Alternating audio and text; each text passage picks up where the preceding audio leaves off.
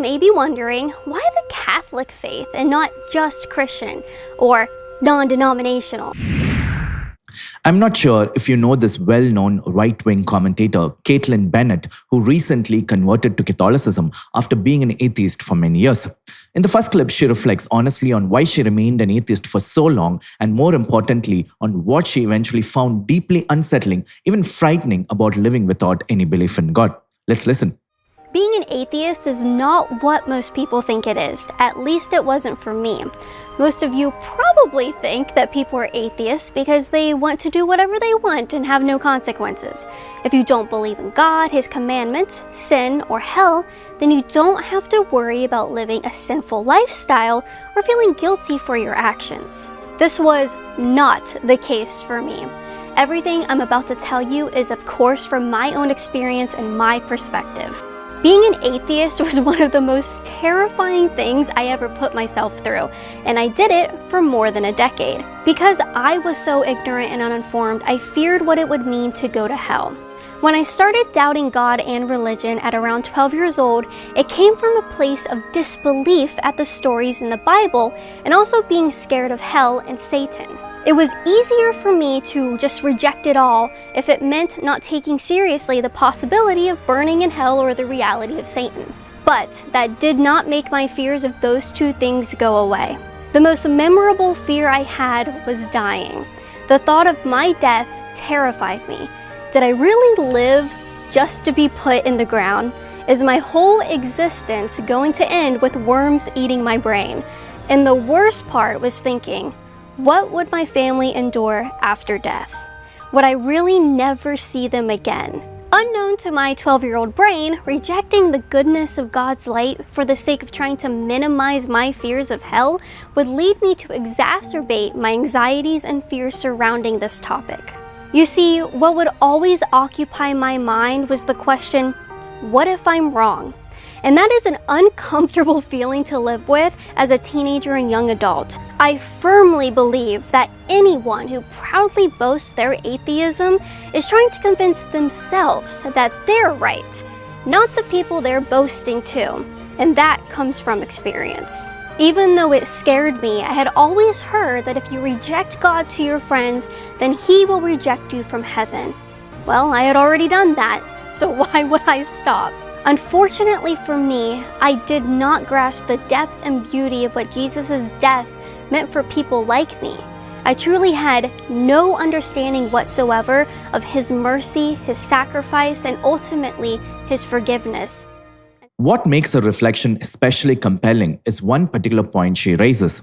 As she explains that for many atheists, rejecting belief in God also makes it far easier to reject the reality of hell and Satan. So once the supernatural is dismissed entirely, moral accountability quietly erodes. If there is no God to answer to, no hell to avoid, and no real evil intelligence at work in the world, then there is very little reason to feel troubled by one's actions. And in practice, this becomes a kind of get-out-of-jail-free card, a way of living without any ultimate responsibility or judgment. This is precisely why one of Satan's greatest victories is convincing people that he does not exist at all. When people believe there is no devil, they stop being vigilant. They no longer guard their thoughts, desires, or choices. Temptation is no longer recognized as temptation. It is simply rebranded as authenticity or self-expression. Now, with that context in mind, in the next clip, Caitlin shares what ultimately broke through that worldview and led her toward conversion. Let's listen. I'm sure many of you are asking what made me convert. I'm sure you can guess that the answer isn't that I had a magical experience that just changed my mind one day and I've been blessed ever since. Instead, it started years ago with my incredibly devout Catholic husband. We married in the Catholic Church in 2020 because he wanted to make sure our marital vows were sealed by Christ and fulfilled through the sacrament of holy matrimony. I had no idea how important that was back then, but I am so thankful today that he ensured that happened. Over the next year, I would continue to reject religion altogether until he asked me to attend Mass with him for probably the 500th time, and I begrudgingly agreed. Now, if you've ever been to a Catholic Mass, you might understand what I mean when I say I had a lot of questions about the faith and the traditions of Catholicism, so I started asking them. Then I would ask the same questions to many of my non-Catholic and even non-Christian friends.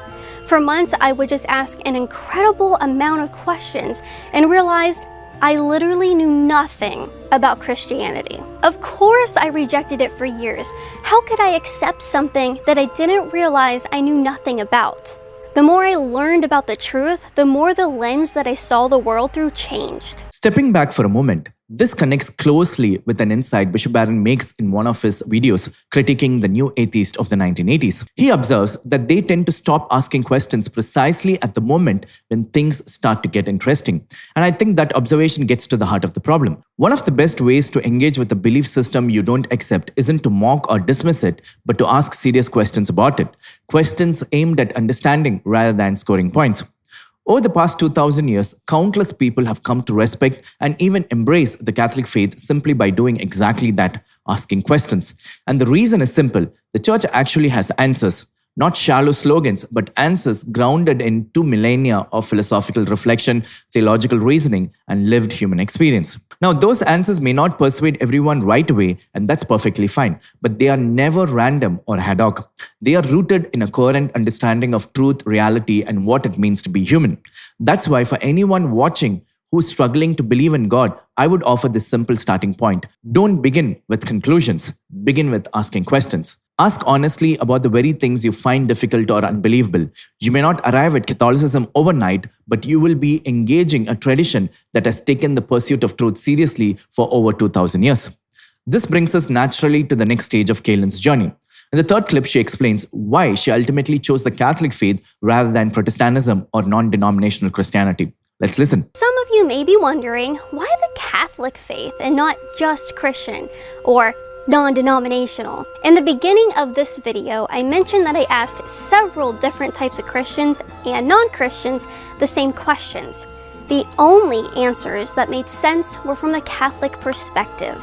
It is the only faith that can answer questions about the origins of the universe, the compatibility between faith and science, the way God reveals himself to mankind, the meaning behind sacred scripture, and the way in which he communicates his spirit to us sacramentally today. And the greatest thing is that it traces all the way back to Christ himself through a clear succession of the apostles, so that we can be 100% confident that we are receiving the same Jesus as Peter and Paul 2,000 years ago, in exactly the same manner that he intended. As my priest would say, the other versions of Christianity that broke off from Catholicism failed to trace themselves back to more than a couple hundred years and failed to answer life's most important questions. When I'm seeking information, I want the full answer. I want to know as much as I can. I want the proof to back it up. And when it comes to Jesus Christ, I want to receive him fully. None other than Christ's one holy Catholic and Apostolic Church built on his rock Peter offered that to me. And none other than the Catholic faith gave proper respect to Jesus' mother, Mary, who said yes to Christ before anyone else. She offers many excellent reasons for why she converted to the Catholic faith. However, at this point, I want to pause and gently challenge one common line of argument, namely the appeal to historicity and apostolic nature of the Catholic Church as a standalone reason for conversion. On its own, I don't think that argument is strong enough. Simply pointing out that the early Christians believed or practiced something does not automatically make it true or divinely revealed. History alone does not equal revelation, because the early centuries of Christianity were also filled with serious errors and competing movements: Arianism, Nestorianism, Pelagianism, and others, which all emerged very early and were held by sincere, intelligent Christians. Their antiquity did not make them true. So while the church's historicity and apostolic continuity are important and even necessary, they cannot function as a knockdown argument by themselves.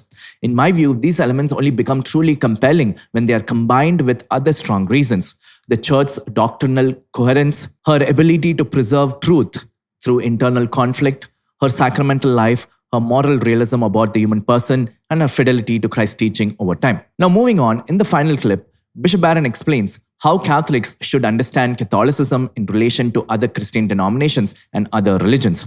Are we meant to say simply that everyone else is wrong and we alone are right? Let's listen. Yeah, well, my view is that of Vatican II. And Vatican II is not a great novelty there. It reflects, moves within the great tradition. Namely that in all the great religions, traditions and religious philosophies and so on, you can find elements of truth. You can find truth to some degree. You can find rays of light, and that seems obvious to me. I mean, there's no religious tradition. There are a lot of, let's say, silly, fringe sort of, religious expressions, but think of the mainstream religious expressions in the human race. If there was nothing true in them, there was nothing good or beautiful or valuable, they would never have survived. They would never have fed people for so long. So the church, I think, very gratefully acknowledges these facts. But the fullness of truth, the fullness of it, in that sense, the one true religion, it doesn't mean all the other ones are simply false. It means they participate in the truth to a lesser degree. Now, let me give an analogy for this, maybe. So, do you remember that scene in the beginning of Good Will Hunting, the famous film where the professor at MIT puts this complex formula or equation or something, problem on the board, and he challenges the students, can anyone solve this? And the students all try in different ways, and the star of the movie solves it. But my point is this: is there one correct answer to that problem? Well, yeah, there is. There's one perfectly correct, adequate answer. But might a professor at MIT, or bring it down to grade school math if you want, might a professor say, yeah, the answer you gave, that's not correct, but it's close. It's getting there. You did a lot of it correctly, And then another one, yeah, that's good and that's good, but no, you see how you're falling short of the full answer. And then maybe there's some that, no, that's just ridiculous. No, you're not even in the ballpark. You're not even close to solving it. Or maybe some never even tried. My point is, you can say there's the one correct answer. Yeah, that's right. But you don't have to, therefore, simply denigrate every other answer. You can say, no, to varying degrees, they approach the fullness of the correct answer. Now, let me just stay with that analogy because it helps me a little bit. So there I'm looking at, major problem and finding the solution. That's putting the stress all on us, that we're going to strive to figure this out, and some get it and some don't, right? But let's suppose the guy that writes the equation for you and watches as you try to solve it, at some point gives you the answer and says, no, this is actually the answer. And I realize that none of you is really going to get this completely right. And I now want to reveal the answer to you. And I'm the one who posed the problem. So I know the solution to it, and I want to give it to you. Now we're getting into the realm of faith as opposed to mere reason. If the puzzle is, let's say, human life, the meaning of it all, or whatever you want to say, that's the puzzle, that's the conundrum. And we're all striving to figure it out. And some are getting closer than others, right? But then in the fullness of time, the one who gave us the conundrum also deigned to give us the answer to it, revealed to us the answer. Well, then I would say, yeah, that's it. That's the right answer, And that would be, that's the one true answer, was given to me by the one who originally posed the conundrum. Now we're getting in the ballpark of what we mean by a revealed religion accepted in faith, Now, once that answer is given, can I strive to understand it more fully using my reason? Of course. That's called theology, right? Now, fides quaerens intellectum, faith seeking understanding. So once the answer was given, maybe it's like, I'm not really bright enough to really see why that's the answer. But now, having studied it more, now I get it. Now I see why, yes, that is the answer. See what I'm doing here, Brandon? In a way, I'm trying to just get at this thing from different angles because it's, in a way, a notoriously complex problem. There isn't like a neat single argument that sums it up, but there's different ways of approaching this problem. As Bishop Barron explains, Catholics do not have to approach other Christians or religions as if it were a zero-sum game of right versus wrong. Instead, the Church invites us to think in terms of fullness. Now, Catholicism clearly teaches that the fullness of truth is only found in the Catholic Church, while other Christian denominations and even other religious traditions participate in that truth to varying degrees, but do not possess it in its fullness.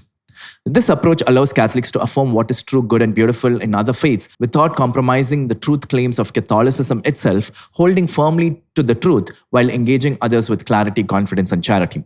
I hope this video is helpful. Let me know your thoughts in the comment section. God bless you.